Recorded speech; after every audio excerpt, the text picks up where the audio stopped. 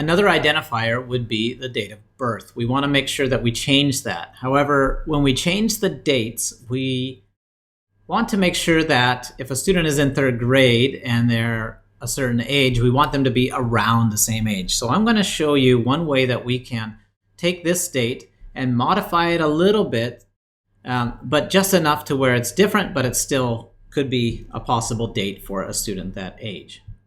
So what we can do is go ahead and insert a column to the right, and we are going to use a formula called RANDBETWEEN.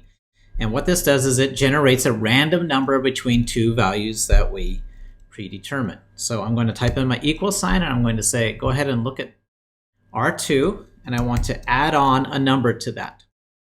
And so if I type in parentheses here, RANDBETWEEN, and then I give it two values, what I want my high value and my low value to be. So I'm just going to put my high value at, say, 5. I want it to be at least 5 days more than that date. And at max, I want it to be 10 days more than that date.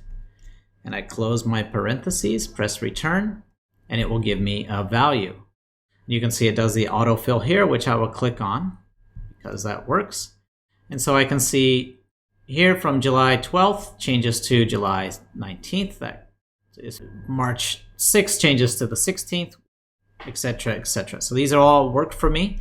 And these dates are similar to what they should be, but they're not exact. So that gets rid of that identifier.